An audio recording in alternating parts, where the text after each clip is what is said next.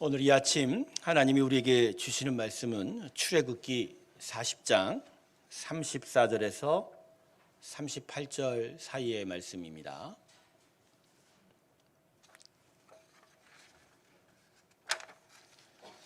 출애굽기 40장입니다. 34절에서 38절 사이의 말씀입니다. 제가 읽겠습니다. 구름이 회막에 덮이고 여호와의 영광이 성막에 충만하매 모세가 회막에 들어갈 수 없었으니 이는 구름이 회막 위에 덮이고 여호와의 영광이 성막에 충만함이었으며 구름이 성막 위에 서 떠오를 때에는 이스라엘 자손이 그 모든 행진하는 길에 앞으로 나아갔고 구름이 떠오르지 않을 때에는 떠오르는 날까지 나아가지 아니하였으며 낮에는 여호와의 구름이 성막 위에 있고 밤에는 불이 그 구름 가운데 있음을 이스라엘의 온 족속이 그 모든 행진하는 길에서 그들의 눈으로 보았더라. 아멘. 이제 설날 연휴가 시작이 되지요. 하나님의 크신 은혜와 또 서로 간에 귀한 교제가 있어서 참 따뜻한 설날 연휴가 되기를 바랍니다. 성경에는 설날이 한 두 가지 정도로 설명이 되고 있어요. 첫 번째는 니산원이라고 해서 이스라엘 백성이 애굽을 나오던 그때를 한 해의 첫 달로 이렇게 삼으라고 하셨어요. 그래서 처음에 이스라엘 백성은 니산원이라고 해서 출애굽 나왔던, 근데 그때가 바로 6월절 기간이거든요. 현재 태양력으로 보면 3월, 4월 사이가 됩니다.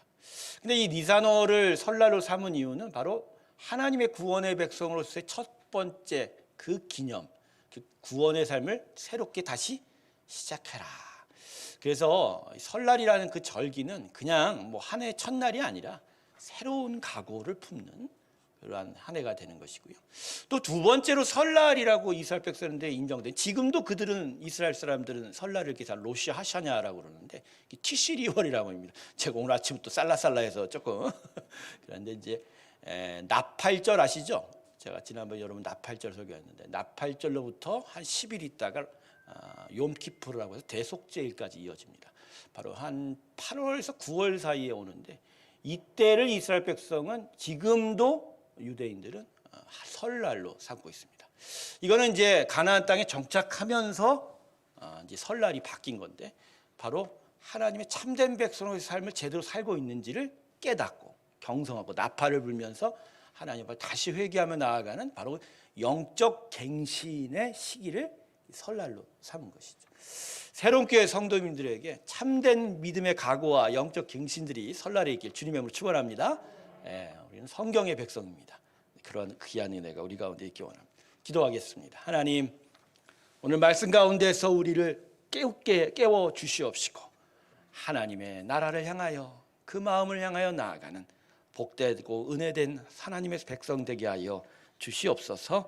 예수님의 이름으로 기도드립니다. 아멘. 오늘 본문은 출애굽기의 마지막 말씀입니다. 출애굽기가 총 몇 장입니까? 40장. 그 중에서도 가장 마지막 절인 34절에서 38절까지의 말씀입니다. 그런데 본문에 기록된 이 출애굽기의 마지막 내용이 무엇이죠? 대충 읽어봐도 하나님의 집인 성막이 완성이 되고 그 성막 가운데 그것을 기뻐하는 하나님의 영광이 충만하게, 당신의 귀한 종으로 세운 모세조차도 그 성막에 들어갈 수 없었다, 이렇게 이야기하죠. 오늘 본문의 바로 전절인 출애굽기 40장 33절, 우리 자막으로 한번 볼까요? 뭐라고 적혀 있나요? 3절. 그는 또 성막과 제단 주위 뜰에 포장을 치고 뜰문에 휘장을 다니라. 모세가 이같이 역사를 마치니. 자, 이런 거예요. 본문 내용의 흐름은, 자, 성막이 드디어 완성이 되자 하나님의 영광이 충만하였다. 할렐루야. 이런 이야기예요. 사실 오늘 말씀의 첫 절인 34절에는 한국 성경에는 좀 생략된 단어가 원래 원문에 있어요. 그 단어가 뭐냐면 그 후라는 거예요. 그 후. 그러니까 성막을 완성하고 그 후에 하나님의 영광이 나타났다, 이렇게 흘러가는 거죠. 하지만 이 34절 초반부에 숨겨진 그 후라는 단어에는 문자적인 의미만 있지를 않아요. 좀 더 깊이 영적으로 바라보게 되면 이스라엘 백성들의 출애굽에 관련된 의미가 이 그후라는 숨겨진 단어에 담겨 있습니다. 즉 그후라는 말에는요, 하나님께서 이스라엘을 위하여 애굽으로 찾아오신 후에라는 의미까지도 넓게 잡고 있는 거예요. 애굽 땅에서 핍박받고 박해받고 고통당하던 당신의 자녀 삼은 이스라엘 백성들의 신음을 듣고 그들에게 찾아오셔서 구원을 베푸시고 드디어 하나님의 집 성막까지 완성하여 주신 후에 비로소 하나님의 온전한 영광이 충만하게 임했다. 할렐루야. 그래서요, 출애굽기는요, 이 감동적인 반전의 역사를 기록한 책이 됩니다. 여러분, 출애굽기가 어떻게 시작이 되었죠? 출애굽기 1장, 2장을 보면 어떻게 시작되죠? 자, 창세기 다음이 출애굽기죠.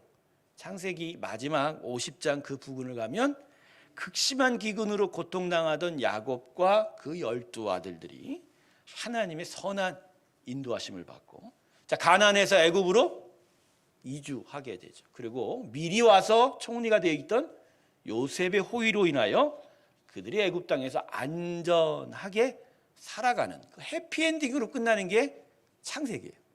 자, 그런데 출애굽기 1장으로 넘어오면 분위기가 갑자기 달라집니다. 야곱의 후손들이 애굽에 새로 바뀌어진 왕으로부터 핍박받는 걸로 이 출애굽기가 시작하고 있는 거예요. 그러니까 출애굽기는 그 첫 장과 마지막 장을 비교해 보면 반전이에요. 그 시작은 이스라엘 백성이 핍박받고 박해받고 고통당하는 것이었으나 그 마지막은 하나님의 성막이 완성이 되어 하나님의 영광이 드러나는 것으로 마무리되고 있다. 그 시작은 미비하나 그 끝은 장대야. 그 시작은 고통이었으나 그 끝은 하나님의 영광. 그래서 출애굽 속의 이스라엘 백성은 하나님께서 행하신 반전의 역사를 경험한 자들이 핍박받았으나 긍휼함을 입었고 눌림이 있었죠. 그러나 자유함을 얻게 되었고 우상의 지배를 받았으나 참된 하나님과 동행하게 되었고 더하여 성막이라고 하는 하나님의 집을 소유한 정말 복받은 백성이 됐다. 할렐루야. 예, 그래서 출애굽기는 중간에 뭐 율법도 있고 막 여러 율법의 규례들 막 성막 짓는 거 생각해 보면 읽기가 그렇지만 출애굽기야말로 진짜 감동의 역사예요. 박해받던 그 백성들이 자유함을 얻고 하나님의 영광 가운데. 저는 그래서 개인적으로 오늘 본문을 통해서 큰 은혜를 받았습니다. 여러분, 하나님이 이 이스라엘 백성에게 행하신 일을 보세요. 이스라엘 구원하기 위해서 저 하늘 보좌에서 그 애굽 땅으로 들어오셨다라고 이렇게 성경이 필요해요. 찾아오신 하나님. 그리고 그 이스라엘 백성을 안으시고 구원하셔서 어린 양의 피까지 보신, 그죠? 그게 장차 당신의 아들의 십자가의 구원까지 연결이 되죠. 그리고 그들과 동행하실 뿐만 아니라 그들과 그 동행의 상징인, 그죠? 성막까지 귀하게 완성시켜 주신 이 부분. 자, 우리 하나님은 모두 주시고 모두 주시고 끝내는 다 주시는 참 은혜의 하나님입니다. 할렐루야. 모두 주시고 모두 주시고 다 주시는 하나님. 예, 정말 하나님은 우리를 너무너무 사랑했다. 복음서에 탕자의 비유가 있죠. 탕자의 비유에는 집 나갔던 탕자가 아버지의 집으로 돌아오는 모습을 그리고 있죠. 물론 그 아버지가 집에서 기다리지는 않았어요. 그 동구밭 마을 언덕 어귀에서 매일 저녁마다 그 집 나간 둘째 아들이 언제 올까 기다리는 모습이에요. 그래도 아버지 품으로 아들이 되돌아온 거죠. 근데 출애굽기는 다르죠. 천부 하나님의 에덴의 집을 나간 아담의 후손인 그 자녀, 그 탕자 이스라엘에게 오히려 하나님께서 기다리는 뿐만 아니라 찾아가셨다는 거예요. 그리고 그들을 위해서 집까지 지어주신 하나님. 전 그래서 탕자의 비유도 참 감동적이지만 출애굽기의 이야기가 더 은혜가 깊고 강합니다. 그죠? 우리를 찾아오시고 집까지 지어주신 하나님. 출애굽기가 이처럼 우리에게 감동의 이야기를 주고 있다는 것이죠. 그래서 오늘 본문의 초점은 하나님의 기쁨에 있어요. 기쁨. 그 아들을, 그 자녀를 찾아 그들에게 찾아가실 뿐만 아니라 구원시키고 집까지 완성해 주신 그 기쁨이 오늘 본문에 그 영광의 충만함으로 성막에 임했다라는 것이죠. 여러분의 인생에 하나님의 영광이 충만하게 주님의 축원합니다. 하나님은 우리에게 그렇게 찾아오셔서 모든 것을 완성하시면서 당신이 기뻐하시는, 우리가 잘해서가 아니라 하나님의 온전함이 드러나는 것을 기뻐하시는 하나님의 마음이라는 것이죠. 근데 생각해 보면 이 하나님의 기쁨이라는 것 참 우리에게 너무나 큰 은혜죠. 여러분, 우리가 어떤 존재죠? 하나님 앞에? 하나님 앞에 범죄한 인간, 반역의 존재예요. 하나님을 완전하게 배신한 존재 아니십니까? 모든 것을 다 주셨는데 뱀의 꼬임에 빠져 아담이 어떤 마음을 보냈죠? 내가 하나님과 같이 되고자 하는 그 하나님의 자리까지 넘봤던 그 아담. 그런데 그 하나님께서 그런 반역한 우리를 버리지 않으실 뿐만 아니라 끝까지 찾아오셔서 당신의 집까지 지어 당신의 품에 안으시는 그 놀라운 감동의 스토리, 그게 우리를 향한 은혜 아닙니까? 여러분, 이 은혜가 도대체 우리에게 왜 주어졌죠? 우리가 회개를 해서? 우리가 잘나서요? 아니에요. 우리에게 이유를 찾아볼 수 없어요. 이유는 오직 하나님에게만 있습니다. 우리를 너무 사랑하신다는 것입니다. 아멘. 하나님 우리를 너무나 사랑하신다. 그래서 끝내 용서하시고 끝내 함께 동행하시기를 원하고 성막까지 주셔서 함께 살기를 원하시는 것. 사랑하는 새롭게 성도 여러분, 그렇다면 이 놀라운 사랑 앞에서 우리는 어떻게 해야 할까요? 이 놀라운 사랑 아닙니까? 하나님께서 당신의 백성들과 동행하시는 지배 이야기, 이 성막에 대한 성경의 기록이요, 성경 66권 전체 기록으로 보면 몇 퍼센트가 되는 줄 아세요? 성막에 관한 이야기 5%가 넘습니다. 성막에 대한, 어떻게 보면 그냥 지나갔던 이스라엘 백성들의 이야기 아닙니까? 근데 이 성막에 대한 이야기가 전체 성경의 몇 퍼센트라고요? 5%. 엄청 분량 많은 성경 중에 많다는 거예요. 특별히 우리가 읽은 이 출애굽기는 전체 40장 중에 26장, 절반이 넘는 60% 이상이 성막에 대한 기록이에요. 여러분, 이러한 통계가 무슨 의미를 가지는 것일까요? 그건 하나님의 백성에겐 하나님의 집이 필요하다는 거예요. 하나님과 함께 동행하고 그분과 친밀하게 교제하는, 바로 하나님의 품, 하나님의 집, 그게 필요하다라는 거예요. 그러니까 사람은 하나님과의 동행을 잃어버리면 결코 살 수 없다. 그걸 계속 강조하는 거예요. 그래서 우리가 하나님과 계속 동행을 이루고, 그래서 끝내 계속 하나님의 집에 머물러 있기를 원하시는, 그래서 그 머무르고 그 집에 있을 때 하나님의 영원한 기쁨과 영원한 영광 속에 살게 된다는 것을 계속 강조하는 게 성경의 중요한 주제 중에 하나라는 거죠. 그러므로 진짜 우리가 이 하나님의 은혜 앞에 반응하는 것을, 또 다른 식으로 말하면 우리는 더 이상 하나님의 집을 떠나면 안 된다는 것이죠. 성도 여러분, 하나님의 집을 떠나면 안 돼요. 아담의 타락 이후에 하나님의 품과 집을 떠난 아담의 후손들에게 얼마나 많은 고통과 아픔이 찾아왔습니까? 반역한 사람에게 하나님께 주신 징계가 첫 번째가 뭐였죠? 남자들에게만 국한된 건 줄 알지만 사실 남자를 통한 여자까지도 국한된 거죠. 가시덤불과 엉겅퀴가 있는 그 땅에서 땅이 내는 채소로 먹고 사는 징계. 즉 가시덤불과 엉겅퀴를 해치고 찔리고 아프면서도 거기서 나는 소산만 가지고 먹어야 되는, 그죠? 얼마나 많은 땀과 수고와 고통이 있겠습니까? 하지만 제대로 보상과 열매를 얻지 못하는 그 아픔들. 설날 연휴를 앞두고 여러분의 마음이 다 따뜻하지만은 않을 거예요. 많은 근심과 또 걱정거리가 많을 겁니다. 여전히 우리의 삶은 진행이 되거든요. 설날로 마무리가 되지 않죠? 3일 또 지나면 또다시 한 해의 삶을 또 열심히 살아가요. 여전히 사업장과 직장과 우리 가정의 문제들은 여전히 지난한 문제가 될 때, 이 모든 고통과 아픔이 어디서부터 시작됐다고요?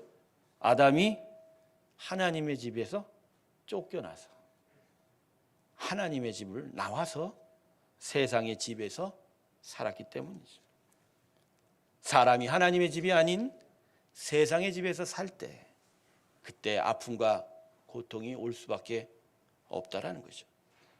그래서 세상의 집이 우리를 아프게 하고 세상의 집이 우리를 고통스럽게 만들어가는 것입니다. 여러분 마음에 깊이 새기시길 주님의 이름으로 축원합니다. 세상의 집이 우리를 사랑하지 않는다는 거죠. 그저 우리를 부려먹고 우리를 묶어둘 뿐이라는 거예요. 우리에겐 진짜 하나님의 집이 필요하고 하나님의 품이 필요하고 하나님의 영광과 기쁨이 있는 바로 그것이 우리에게 필요하다는 것이죠.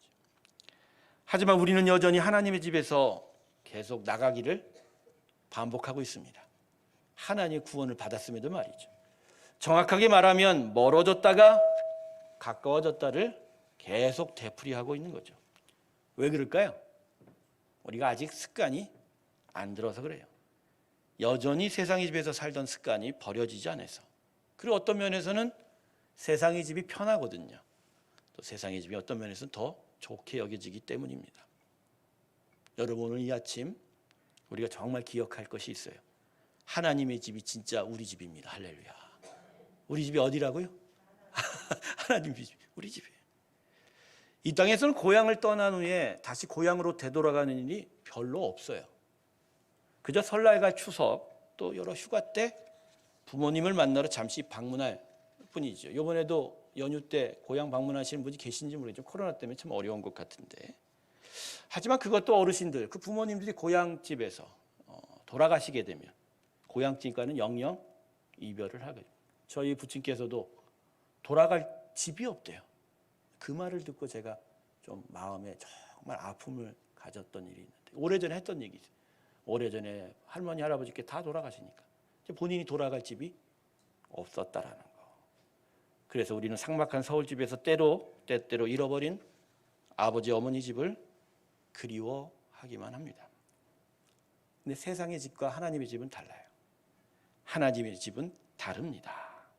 그 집엔 여전히 천부 우리 하나님 아버지께서 살아 계십니다. 할렐루야. 그리고 그 아버지께서 우리를 여전히 기다리고 계시는 거예요. 그리고 우리가 오기라도 하면 꽉 붙잡아 주시고 따뜻하게 안아주시고자 하는 거예요. 바로 이 하나님의 집이 우리 집이라는 거. 우리가 영원히 살 나의 집이라는 거.